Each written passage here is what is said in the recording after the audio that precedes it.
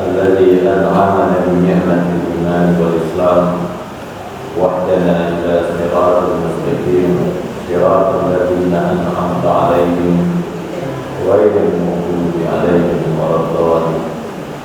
أشهد أن لا إله إلا الله وأشهد أن محمدا عبده ورسوله.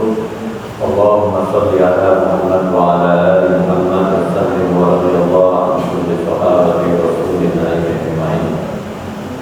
Alhamdulillah, pada maghrib ini kita diberikan oleh Allah nikmat iman, Islam, kesehatan, walaupun hujan. Semoga hujan ini hujan yang bermanfaat buat kita, buat makhluk-makhluk yang lain. Karena hujan ini hujannya air yang diberkahi oleh Allah. Jadi artinya kalau ke masjid ini nggak usah pakai payung. Karena Allah menyampaikan wa anzalna minas samaa'i ma'an mubarakan. Allah menurunkan air dari langit itu, airnya berkah. Dan tidak ada air yang disebut oleh Allah dengan air berkah kecuali air hujan. Nabi melepaskan ridahnya, imamahnya, melepaskan sorbannya ketika hujan. Jadi kalau bapak-bapak sama istrinya naik motor berdua, hujan-hujan, lepaskan aja helmnya. Kalau tidak ada polisi ya. Masya Allah. Allahumma sholli ala Muhammad. Semoga tercurah kepada baginda Nabi Muhammad sallallahu alaihi wasallam. Allahumma sholli ala Muhammad wa ala alihi. Masya Allah. Pada malam hari ini kita masuk di bab al-maulud wa arba'una aman qabla al-maulud, tentang kelahiran seorang yang mulia, yaitu baginda Nabi Muhammad sallallahu alaihi wasallam. Di minggu yang lalu kita bahas tentang surat terkait dengan al-fil, peristiwa sebelum kelahiran baginda Nabi Muhammad sallallahu alaihi wasallam. Bagaimana Abraha, sebenarnya Abraha itu punya kepentingan ekonomi, bukan persoalan-persoalan keagamaan. Jadi menaklukkan Yaman, kepentingannya adalah kepentingan ekonomi. Menaklukkan Mekah, menghancurkan Ka'bah, persoalannya bukan persoalan agama, persoalan ekonomi, persoalan ekonomi. Dan kita harus banyak belajar. Hari ini kita dibenturkan antara satu muslim dengan muslim yang lain. Kita jangan terbawa arus. Kita harus paham, kita harus mengerti. Sirah ini mengajarkan kita tentang peristiwa. Peristiwa itu zaman dahulu bisa jadi akan terulang kembali. Itulah sirah. Sehingga mungkin waktunya berbeda, peristiwanya hampir sama, mungkin solusinya juga sama. Hari ini kita pun dibenturkan seperti itu. Jadi kita harus banyak belajar dalam bab ini, termasuk peristiwa yang dialami oleh Abdul Muttalib, kakek baginda Nabi Muhammad SAW, ketika berhadapan dengan Abraha. Kakeknya bilang, wahai Abraha, wahai Abdul Muttalib, kata Abraha, aku akan menghancurkan Ka'bah. Apa kata Abraha? Hancurin aja. Karena yang rumah itu ada yang punya. Rumah itu ada yang punya. Jadi pernyataan ini membuat apa? Pernyataan ini pernyataan akidah. Pernyataan akidah yang membuat bingung Abraha. Ini orang aneh. Dia yang jaga Ka'bah, malah silakan kalau mau dihancurkan, karena rumah itu ada yang punya. Masya Allah. Jadi kalau kita lihat nasab baginda Nabi Muhammad dari Hashim, lalu ke Abdul Muttalib adalah orang-orang yang menjadi khadim, menjadi pelayan buat Ka'bah, buat orang-orang yang melaksanakan haji. Jadi memberikan makan, memberikan minum, itu yang dilakukan oleh Abdul Muttalib. Bahkan Abdul Muttalib pernah bernazar, seandainya anakku lebih dari 10, aku akan nazarkan 1 untuk diberikan ke Ka'bah. Maksudnya diberikan Ka'bah itu disembelih. Ya, disembelih. Nanti kita jelaskan bab itu. Jadi sampai Abdullah, jadi dari antara anak-anaknya yang lain itu, salah satu anaknya yang terbaik itu adalah Abdullah. Anaknya Abdul Muttalib yang terbaik di antara anak-anaknya itu adalah Abdullah. Ini skenario-nya Allah. Skenario-nya Allah. Abdul Muttalib membawa Abdullah ke depan Ka'bah. Untuk apa? Untuk disembelih. Karena bernazar. Orang tradisi dulu biasa, Maryam ketika akan melahirkan Nabi Isa alaihi salam, apa kata Maryam? Inni nazartu ma fi batni muharrara. Aku bernazar apa yang ada di perutku ini aku akan persembahkan buat Masjidil Aqsa. Jadi orang-orang dahulu itu luar biasa, Pak. Punya anak itu nazarnya menjadi pelayan. Kalau kita kan punya anak pun jadi dokter, ingin jadi insinyur, ya nggak salah. Tapi perspektif mereka dahulu berkhidmat buat agama, berkhidmat buat perjuangan, berkhidmat buat umat. Jadi tidak ada kepentingannya sama sekali. Tidak ada kepentingan pribadi kalau punya anak. Ini namanya tajrid. Ini pembersihan akidah dari sebelum kita punya anak. Dari sebelum kita punya anak. Jadi orang-orang dahulu itu walaupun Nabi Muhammad belum diutus, akidah Nabi sebelumnya itu masih terjaga.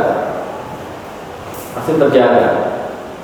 Makanya Maryam itu bernazar, inni nazartu ma fi batni muharrar. Akhirnya Allah terima. Ya, akhirnya Maryam itu kan menerima berkah dari Allah Azza wa Jalla fil mihrab, di mihrab ini. Jadi tempatnya di mihrab. Mihrab itu artinya adalah harbun itu perang. Kenapa? Apa hubungannya mihrab dengan perang? Jangan kira yang berada di depan ini tidak perang. Jadi imam itu bukan perkara mudah. Jadi imam itu bukan perkara mudah. Maka jadi presiden itu bukan perkara mudah. Jadi tidak sembarangan di dalam Islam. Islam mengajarkan kita tentang hal ini. Akhirnya apa yang terjadi? Keluarganya Abdul Muttalib melarang, jangan dibunuh Abdullah. Dia laki-laki yang luar biasa baik. Ya. Di antara anak-anaknya Abdul Muttalib yang lain, ini Abdullah yang terbaik. Dilarang. Lalu bagaimana? Aku sudah bernazar. Kata Abdul Muttalib. Datanglah ke si fulan. Ada seorang dulu itu, sekarang mungkin kiai ya. Datang ke seorang kiai minta fatwa. Ini gimana? Aku sudah bernazar. Kalau lebih anakku 10, aku akan nazarkan 1 orang. Kata kiai ini, begini aja. Engkau letakkan kembali nama Abdullah dan sapi-sapi yang engkau siapkan. Akhirnya diundi. Pertama yang keluar nama Abdullah lagi gitu ya. Diulang lagi sampai beberapa kali sampai sapi itu keluar, undian sapi itu keluar. Dan itu banyak sampai 100. Dan akhirnya apa? Sama Abdul Muttalib itu 100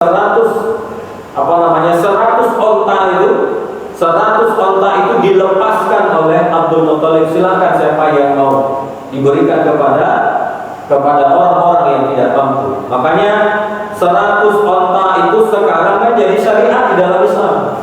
Jadi ada tradisi orang Arab dahulu yang diambil oleh Islam menjadi syariat. Syariat apa? Syariat kafarat kalau seandainya terjadi kesalahan pembunuhan. Kalau membunuh sengaja itu jiwa dengan jiwa. Kemarin 6 orang mati di Jakarta itu mestinya jiwa dengan jiwa kalau dalam Islam. Tidak tahu jiwanya yang mana harus dibalas. Ya Pak. Ini sedikit agak ini. Nah waktu di masjid sana itu saya juga lihat ada intel gitu kan. Masjid itu loh kita di intel. Terus setelah selesai sholat saya bicara sama intel. Kenapa? Yo tugas apa?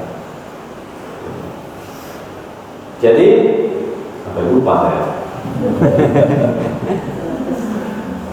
Berapa tadi? 100 onta. 100 onta itu menjadi syariat. Untuk apa? Kalau terjadi kesalahan membunuh, nggak sengaja terbunuh, maka kafaratnya adalah 100 onta. Jadi ada syariat-syariat dahulu itu, peristiwa-peristiwa dahulu itu yang akhirnya menjadi syariat yang ditetapkan di dalam Islam. Islam itu luar biasa. Loh katanya Rasulullah itu istrinya 12 orang. Loh yang dulu itu istrinya 1000. Kan sudah menyisiri, mengurangi. Bahkan disebut oleh Al-Quran, fa'in lam ta'jud qawatin. Kalau tidak mampu adil 1. Makanya nanti di mahsyar itu panjenengan lihat, tapi belum ada ke mahsyar ya. Panjenengan lihat orang yang jalan yang pincang nanti, itu tanda suami yang tidak adil sama istrinya. Pincang jalannya gini. Saya nggak ngaku-ngaku Pak, ini tenanan.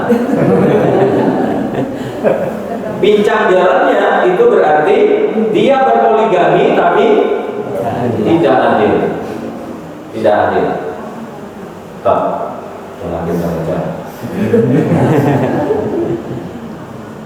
Jadi ya ada syariat-syariat itu yang memang seperti itu. Akhirnya itu menjadi syariat di dalam Islam. Ada kafarat. Kalau sekarang di Madinah itu malah diuangkan. Berapa harganya? Berapa harga onta tersebut? 100 onta itu diuangkan. Bapak-bapak, ibu-ibu yang dimuliakan oleh Allah, kita ini sedang belajar tentang kelahiran baginda Nabi Muhammad, seorang yang mulia. Ini ilmu mengetahui tentang bagaimana kelahiran baginda Nabi Muhammad SAW. Tapi jauh dari itu, Pak. Apa fungsi kita memiliki ilmu ini? Kita paham, kita mengerti fungsinya apa? Laisal ilmu bikasratil hadis.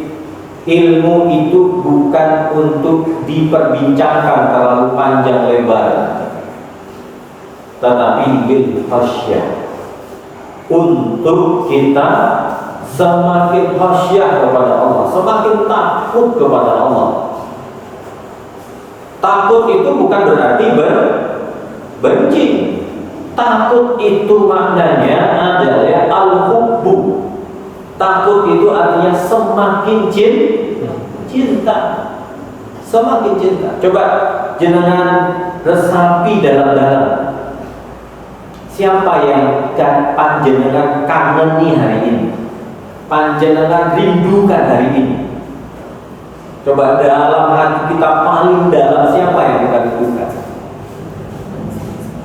Mestinya yang kita rindukan adalah Allah Azza wa Jalla.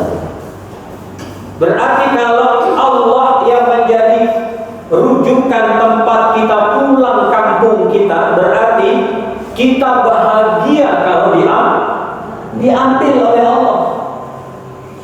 Mestinya kematian itu ditakuti atau membuat kita lebih bahagia. Orang takut mati. Mestinya Islam mengajarkan kepada kita pertemuan kita dengan Allah Azza wa Jalla adalah penuh dengan kebahagiaan. Kenapa? Itulah hidup hakiki. Salah satu yang kita rindukan, yang dirindukan oleh Allah Azza wa Jalla adalah baginda Nabi Muhammad. Inna Allaha wal malaikatahu yusalluna 'alan nabi. Allah, malaikat bersolawat kepada baginda Nabi Muhammad sallallahu alaihi wasallam. Bersolawat. Makanya Nabi itu ditutup hidupnya itu dengan, Nabi itu kan ketika wafat beliau mengatakan ya Rafiqul A'la, setelah itu lepas. Rafiq itu artinya sahabat, teman dekat, yang dirindukan, yang diingin-inginkan. Jenengan kau diingin-ingin apa hari ini? Rumah besar, mobil mewah. Jadi Rafiq itu sahabat yang mendampingi dan dirindukan, ingin bertemu dengannya. Itu yang disebut dengan Rafiqul A'la, maha tinggi. Maha tinggi. Itu yang diucapkan oleh Nabi Muhammad SAW. Ya Rafiqul A'la. Kapan kerinduan itu datang dalam hati Nabi Muhammad? Dari kecil. Dari kecil. Karena memang Nabi Muhammad SAW ditarbiyah langsung oleh Allah Azza wa Jalla. Allah Azza wa Jalla.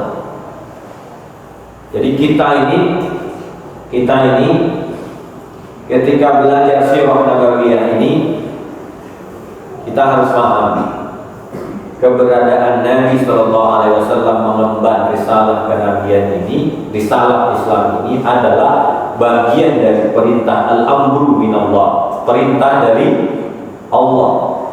Allah mencintai Nabi Muhammad. Maka in kuntum tuhibbunallaha fattabi'un. Kalau benar kita mencintai Allah, ikut kepada Nabi. Ikut risalahnya, ikut syariatnya. Jadi Nabi Muhammad SAW memang turunannya adalah dari keturunan yang baik. Hasim, Abdul Muttalib, Abdullah. Abdullah ini akhirnya menikah dengan namanya Aminah.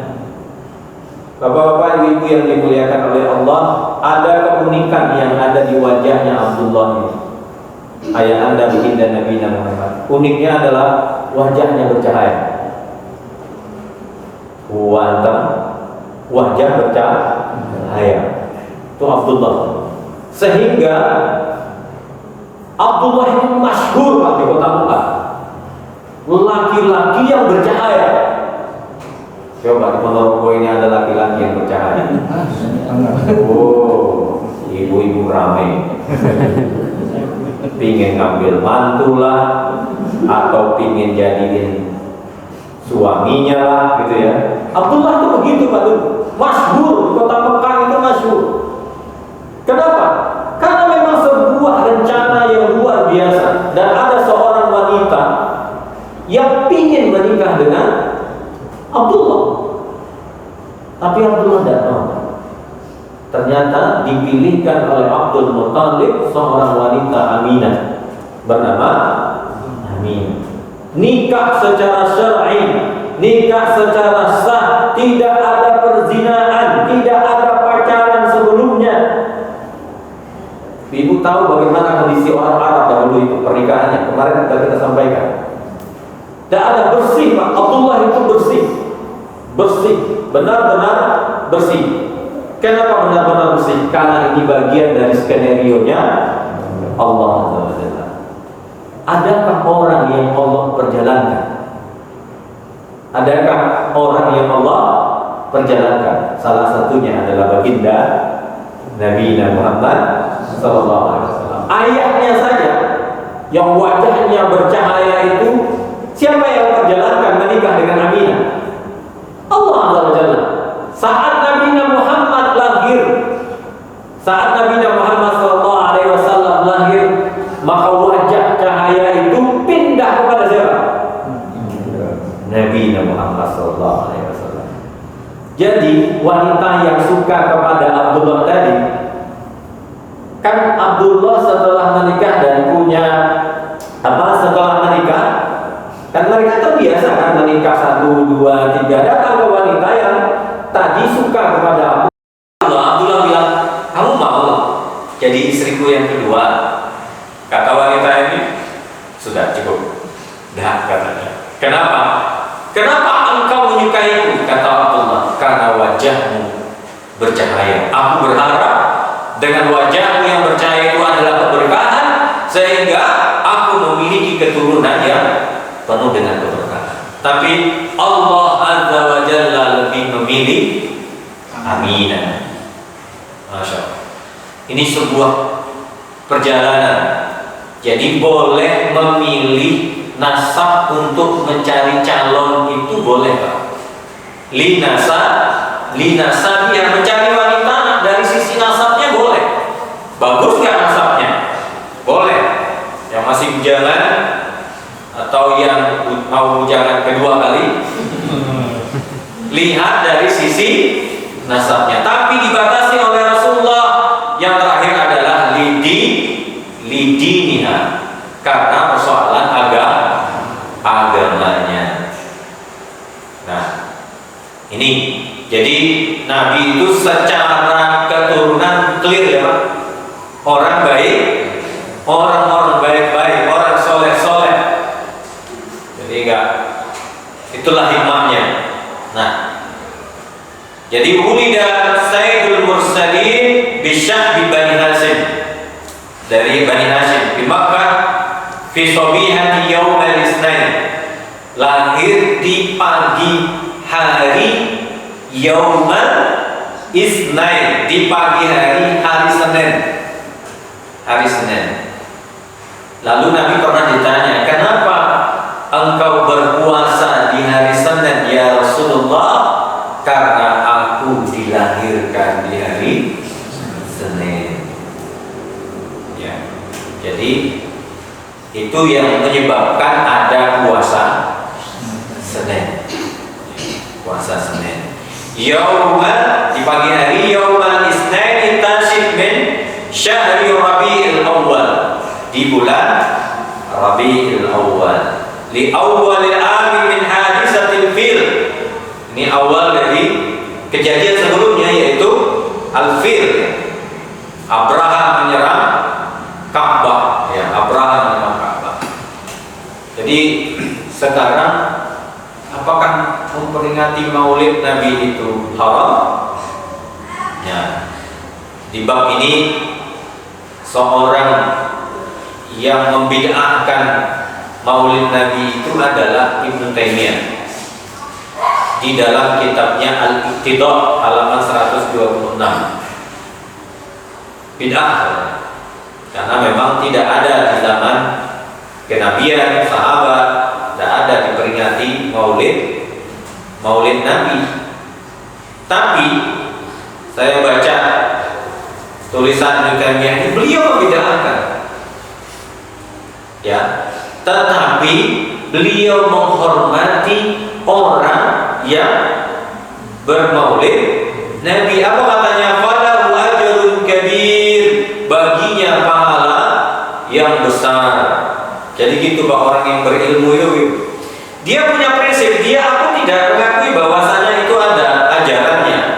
Tapi kalau ada orang yang ingin atau orang yang melaksanakannya dan mereka punya argumentasi yang jelas, silakan bagi pahala yang besar. Kita ini sekarang diadu, tiap Maulid Rabiul Awal itu mesti postingannya Maulid Nabi bid'ah.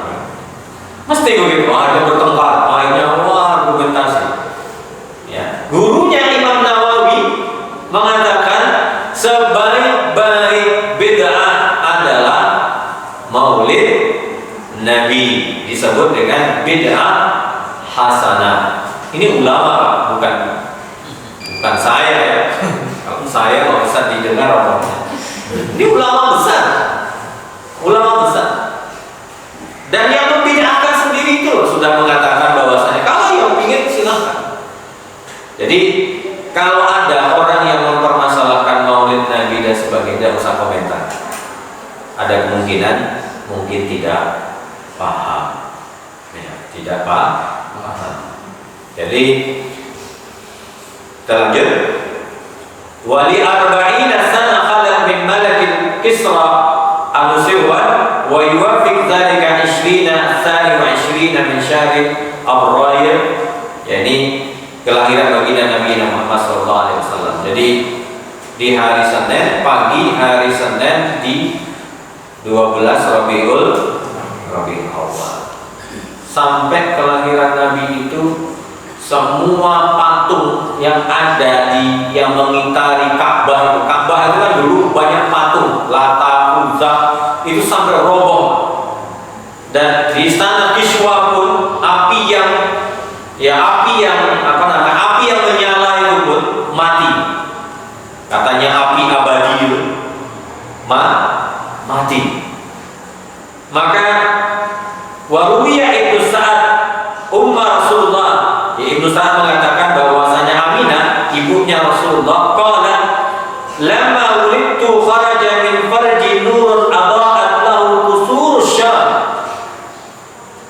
Kata Aminah ketika aku melahirkan, jadi beliau mengatakan tidak seperti ibu-ibu lain hamil. Ibu-ibu lain hamil itu 9 bulan itu sakit, beban berat gitu ya, emosi meningkat, ada yang pingin diambilin mangga sama suaminya gitu ya.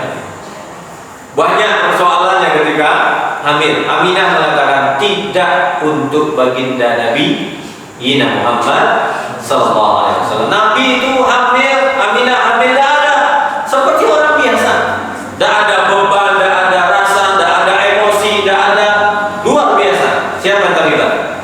Allah Azza wa Jalla. Tidak ada rasa sakit dan sebagainya. Bahkan ketika lahir, walamma waladtu kharaja min farji, ketika keluar itu kharaja min farji, keluar dari vaginanya Aminah ini cahaya, adaa'at lahu qusur Syam, sampai cahayanya itu menerangi istana Syam. Masya Allah, baginda Nabi Muhammad. Ruwiya Ahmad an Arda ibn Sariyah ma yuqaribu dzalika. Jadi Bapak-bapak, ibu-ibu yang dimuliakan oleh Allah Subhanahu wa taala, ini bagian dari kekuasaan Allah yang harus kita pahami. Jadi kita ini makhluknya Allah, ya, kita akan kembali kepada Allah. Allah menguasai hidup kita dan Allah berhak menempatkan kita, memberikan takdir kepada kita, menentukan apapun kepada kita.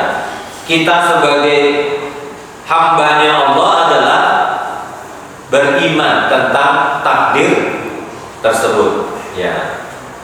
Walamma waladtu ummu arsalat ila jaddi Abdul Muttalib. Jadi kita tahu bahwasanya Rasulullah lahir ini ternyata Aminah ini kan belum bisa menyusui, ada tapi tidak banyak. Jadi susukan anak itu 2 tahun.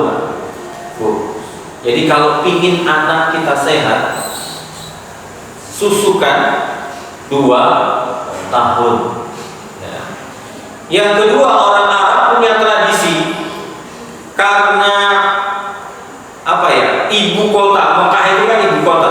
Ibu kota itu kan banyak pengaruhnya. Pengaruh apa? Dangdutan. Jangan kira di Arab dulu gak ada dangdutan. Orang Arab itu tidak mau Pak anaknya dengar dangdutan itu tidak mau, sehingga harus nyari ibu susuan jauh. Ya, ibu susuan itu jauh. Jadi pengaruh telinga ini. Kenapa dulu ibu kita ketika kita masih hamil bacain surat Yusuf ya? Itu maksudnya sebenarnya bukan persoalan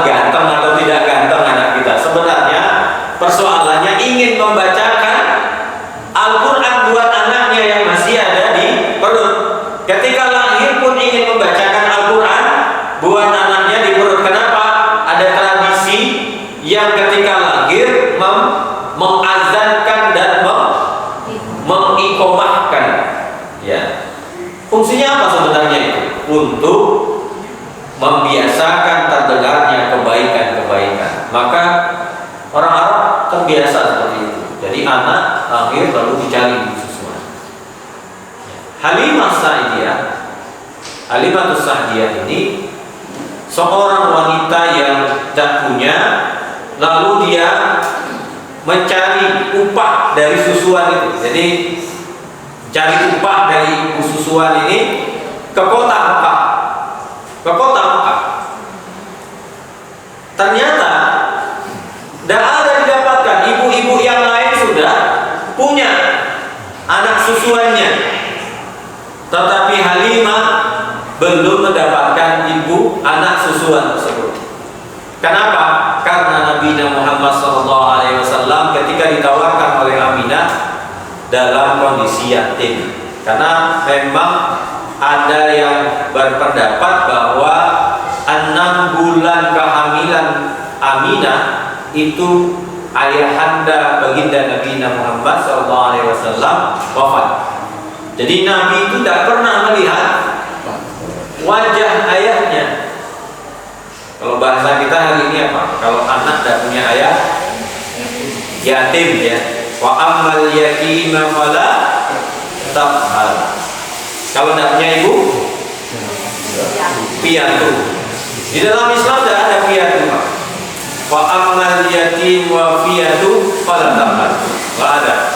Yang ada hanya wa ammal yatima fala taqhar. Tidak punya bapak, tidak punya ibu disebut dengan yatim. Tidak ada disebut dengan yatim piatu. Ya. Nggak tahu saya. Syariatnya mana yang piatu? Nggak tahu sebabnya. Saya cari di kamus besar bahasa Indonesia itu definisinya bahwa piatu itu kalau tidak punya. Tapi dari mana itu nggak mengerti.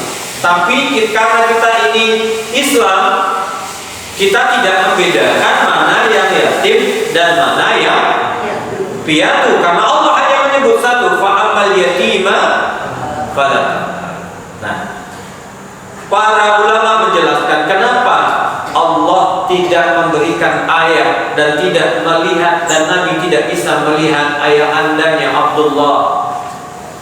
Karena begini, para ulama mengatakan hatta mastamadat ilaihi syahsu, sampai Allah ingin merencanakan kelahiran Nabi. Ketika Nabi lahir pun tidak ada tempat bersandar Nabi, sehingga Nabi bersih sandarannya hanya kepada Allah Azza wa Jalla. Kan setelah Halimah mengembalikan Nabi Muhammad, karena setelah pembersihan itu kan Nabi dioperasi sama malaikat, diambil bejana emas, dimasukkan gumpalan hitam, dibersihkan. Lalu Jibril mengatakan, ini loh yang menyebabkan setan. Jadi sebenarnya hati kita itu ada yang mengatakan 4 lapis, ada yang mengatakan 5 lapis. Lapisan pertama itu yang disebut dengan as-sadr. Ya, alam nasrah laka sadrak, lapisan pertama. Ini yang disebut al-ilmu fis sudur, ilmu di dalam lapisan pertama. Jadi kita belajar ilmu ada di lapisan ini. Syaitan masih bisa di sini, Pak. Nah, yang dibersihkan itu yang mana? Yang di sini. Di lingkaran as-sadr ini.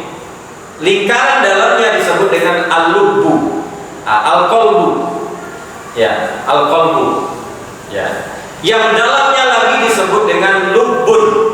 Maka orang-orangnya disebut dengan ulul albab, alladzina yazkurunallaha qiyaman wa qu'udan, ulul albab. Jadi setan itu berada di lingkar as-sadr. Mungkin ini yang dibersihkan. Dilihat sama anak-anak, Nabi Muhammad dibelah. Saking khawatirnya Halimah akhirnya dikembalikan ke ibunya. Nah, tadi ada yang terpotong. Halimah akhirnya menerima Nabi Muhammad dibawa pulang. Di dekap itu, Pak. Di dekap itu yang dulu susuannya Halimah ini masih kurang, ontanya, ibilnya yang tidak ada susunya, yang mereka berangkat Gembalaannya itu kondisinya jalannya pelan karena kekurangan makan. Ketika digendong Nabi Muhammad SAW oleh Halimah Sa'diyah, berubah semuanya. Itulah yang disebut dengan keberkahan itu. Jadi Masya Allah, Tabarakalladzi biyadihil mulku wa huwa ala kulli syai'in. Berkah itu Allah tumbuhkan. Yang ada di sekitar kita ini Allah kembangkan. Allah kembangkan kepada apa? Kepada kebaikan. Kepada kebaikan. Punya harta Allah kembangkan menjadi kebaikan. Punya turunan banyak Allah kembangkan menjadi kebaikan. Punya tanah Allah suburkan. Bayangkan tempat Halimah itu tidak ada negeri yang tandus. Kambing-kambingnya waktu itu tidak punya susu. Apa yang terjadi? Nabi dibawa ke kampung itu, Masya Allah, berkah. Kembali air susuan itu kembali keluar semuanya, keluar. Sampai orang-orang kembalakan kambingmu di dekat kambingnya Halimah Sa'diyah. Halimah Sa'diyah, Masya Allah. Itu keberkahan. Makanya disebut laula anna ahlal qura amanu wattaqaw la fatahna 'alaihim barakatin minas samaa'i. Jadi luar biasa. Jadi kalau ingin berkah kampung kita ini, beriman dan bertakwa. Jadi kalau ukurnya gampang. Kalau subuh di masjid ini sudah sampai ke teras sana, ujung sana, insya Allah ini berkah. Insya Allah berkah. Yang penting kita punya cita-cita, Pak. Persoalan hasil Allah yang menentukan. Kita hanya bisa berusaha. Tidak bisa kita menentukan kapan berhasilnya, tidak tahu. Nah, jadi Nabi Muhammad SAW itu orang nempel kepada Nabi aja udah berkah, Pak. Nempel. Ya, sama dengan Imam Hanafi, Imam Ahmad. Imam Ahmad itu kan pernah dikucilkan, dipenjarakan oleh presidennya. Penjarakan. Ternyata apa yang terjadi? Anaknya presidennya ini kesurupan, tidak sembuh-sembuh, cari tabib kemana-mana nggak sembuh. Akhirnya utusan kerajaan datang ke rumahnya Imam Ahmad. Tolonglah Imam, ini anak presiden kesurupan, gak sembuh-sembuh penyakitnya. Kata Imam, gak bisa. Oh, gak bisa. Tolonglah. Gini aja deh, kata Imam Ahmad, nih bawa sendalmu, taruh di sampingnya anak itu. Dibawa sendalnya Imam Ahmad, ditaruh di sampingnya anak presiden itu, sembuh, Pak. Padahal cuma sendalnya. Coba sendal saya. Itu yang disebut dengan berkah, keberkahan. Masya Allah. Sedemikian ya, nanti pada akhirnya dikembalikan di umur 5 tahun mendekati 6 tahun itu kepada ibunya Aminah oleh Halimah Sa'diyah. Nanti kita lihat yang satu susuan dan fikihnya satu susuan. Ya, fikihnya satu susuan. Allahu a'lam bishawab. Qul qawli hadza astaghfirullahaladzim. Assalamualaikum warahmatullahi wabarakatuh.